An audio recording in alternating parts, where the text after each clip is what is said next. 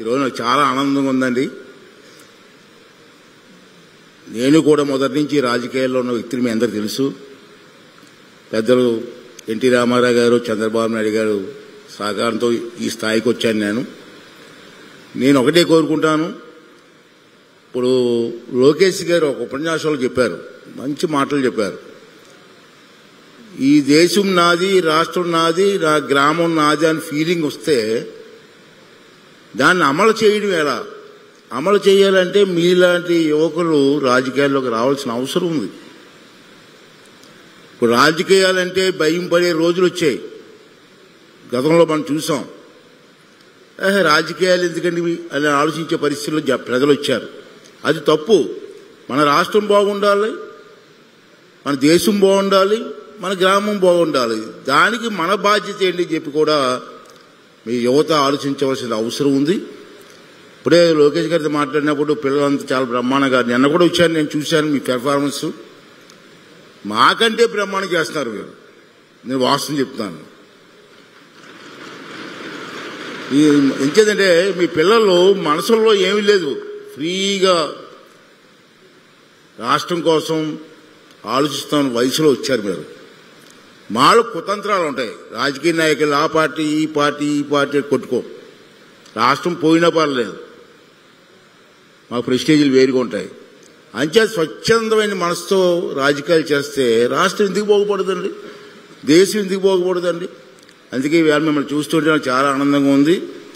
మరి ఇటువంటి కార్యక్రమానికి ఆర్గనైజ్ చెయ్యాలని చెప్పి ఆలోచన చేసిన వ్యక్తిని కూడా లోకేష్ గారిని మనందరం కూడా అభినందించవలసిన అవసరం ఉంది. చాలా బ్రహ్మాండంగా మీరు మాట్లాడిన మాటలు కానీ అన్ని విన్నాం మేము. ముఖ్యమంత్రి గారు చాలా అనుభవం వంటి వ్యక్తి మనకి. వారి సమక్షంలో మీరు మాట్లాడితే మాటలు చూస్తే ఎంత హ్యాపీ ఫీల్ అయ్యంటే, 8వ తరగతి 9వ తరగతి 10వ తరగతి పిల్లలే ఎంత బ్రహ్మాండం మాట్లాడితే, రేపు మీరు డిగ్రీస్ పాస్ అయ్యి ఇంజనీరింగ్ పాస్ అయ్యి రాజకీయాల్లోకి వస్తే ఈ సమాజం కోసం ఎంత ఆలోచిస్తారో ఒకసారి మీరు అందరూ కూడా ఆలోచించవలసిన అవసరం ఉంది. ఈరోజు కార్యక్రమానికి వచ్చినటువంటి మంత్రులు, ఎమ్మెల్యేలు అందరూ వచ్చారు, అధికారులు వచ్చారు, చీఫ్ సెక్రటరీ గారు వచ్చారు. అందరికీ కూడా నా నమస్కారాలు తెలియజేస్తూ, ముఖ్యంగా మరి ఇటువంటి కార్యక్రమం ఏర్పాటు చేసినటువంటి లోకేష్ గారికి నేను కూడా సభాపతిని అవ్వచ్చు, కానీ మంచి కార్యక్రమం చేసింది ఎవరైనా సరే మనం అభినందించవలసిన అవసరం ఉంది. ఒక స్టెప్ ముందు తీసుకొని చెయ్యాలి అని పట్టుదలతో ఈ కార్యక్రమం చేసినటువంటి లోకేష్ గారికి ధన్యవాదాలు తెలియజేస్తున్నానండి. మీ అందరికీ కూడా నా ఆశీస్సులు కూడా తెలియజేస్తాను. ఈవేళ రాజ్యాంగం ఏర్పాటు చేసిన రోజు చాలా పవిత్రమైన రోజు.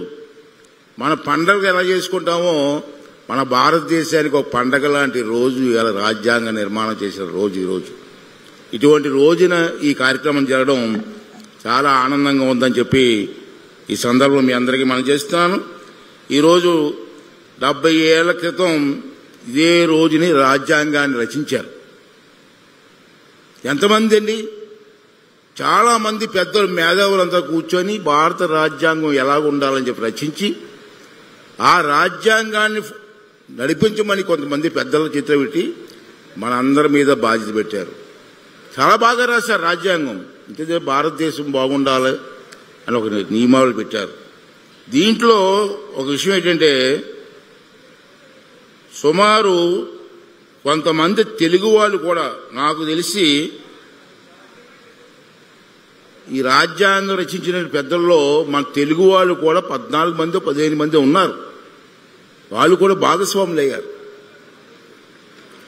అంచేత ఈ రాజ్యాంగం అంటే ఏంటి, ఈ రాజ్యాంగంలో మన పెద్దలు ఏ సూచనలు చేశారు మనకి, దాన్ని ఎలా పాటించాలని తెలియాలంటే ముందు రాజ్యాంగం అన్నది రావాలి. అందుకే ఇప్పుడు బుక్ ఇప్పుడే చూశాను నేను. ఈ పిల్లల కోసం అని చెప్పి ప్రత్యేకంగా constitution of India for children అని చెప్పి సింపుల్గా అందరికీ అర్థమయ్యేలాగా లోకేష్ గారు దీన్ని తయారు చేశారు, మీ అందరికీ ఇచ్చారు. మీరందరూ కూడా దీన్ని చదివి మీ స్కూల్లో అందరికీ చెప్పి అసలు రాజ్యాంగం ఎందుకు రాశారు మన పెద్దలు, దేనికోసం రాశారని చెప్పి అందరూ తెలుసుకోవాల్సి వస్తుంది. ఫస్ట్ స్టెప్ అది. మనకి బైబిల్ ఉంటుంది, పురాణం ఉంటుంది, ఎన్ని ఉంటాయి. ఎందుకు రాశారు? దాన్ని ఫాలో అవ్వమని. అలాగే మన పెద్దలు ఈ రాజ్యాంగాన్ని రాశారు కాబట్టి దాన్ని ఫాలో అవ్వాల్సిన అవసరం ఉందని చెప్పి నేను మనవి చేస్తున్నాను. అంతేకాకుండా మరి ఈవేళ పెద్దలు ముఖ్యమంత్రి గారు ఉన్నారు. అసెంబ్లీ ఏంటి? అసెంబ్లీ దేనికి? అసెంబ్లీలో ఏం చర్చించాలా? అసెంబ్లీలో బిల్స్ ఎలా పాస్ అవ్వాలా? మన ఫైనాన్స్ మినిస్టర్ గారు ఉంటారు. ఫైనాన్స్ మినిస్టర్ గారు అన్ని సంతకం పెట్టి ఇవ్వడానికి అవ్వదు. అసెంబ్లీలో పాస్ అవ్వాలి, అసెంబ్లీలో చర్చ జరగాలి, అసెంబ్లీలో ఏ చర్చ జరగాల, ఏ సబ్జెక్ట్ మీద చర్చ జరగాల, దేన్ని ఆమోదించాలని చెప్పి మనందరం కూడా నేర్చుకోవాల్సినటువంటి అవసరం ఉందని చెప్పి మనం చేస్తున్నాను. ఇవాళ ముఖ్యమంత్రి గారు ఉన్నారు. ఈవేళ వాడిని కోరేది ఏంటంటే, ఈవేళ పిల్లలను చూస్తే ఎంత ఆనందంగా ఉంది. ఎడ్యుకేషన్ని ముఖ్యమంత్రి గారు చాలా ఆలోచిస్తుంటారు. నేను వారిదే చాలా సంవత్సరాలు బట్టి పనిచేస్తాను. నేను చూస్తూ ఉంటాను. ఎడ్యుకేషన్ మోస్ట్ ప్రయారిటీ ఇస్తుంటారు వారు. ఇంజనీరింగ్ కాలేజీలు పూర్వం లేవు. ఇవాళ ఇంజనీరింగ్ కాలేజీలు వచ్చాయంటే ముఖ్య కారకుడు చంద్రబాబు నాయుడు గారే. పూర్వం ఇంజనీరింగ్ కాలేజీలు చదువుకోవాలంటే మా టైంలో బెంగళూరు, చెన్నై వెళ్ళి చదువుకునేవాళ్ళు. ఇవాళ మనకు కావాల్సిన ఇంజనీరింగ్ కాలేజీలు ఉన్నాయి. ఎన్నిటికీ ఎడ్యుకేషన్ చాలా ఇంపార్టెన్స్ ఇచ్చే వ్యక్తిని. అంచేత ఎడ్యుకేషన్కి ఇంకా ఇంపార్టెన్స్ ఇవ్వాల్సి ఉంది సార్. మరి చిన్న కోరేది ఏంటంటే, మొన్న కూడా లాస్ట్ టైం మీకు చెప్పాను నేను, స్కూల్స్లో హై స్కూల్స్ లెవెల్లో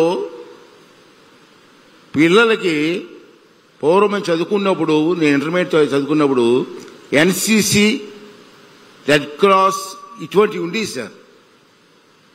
దాన్ని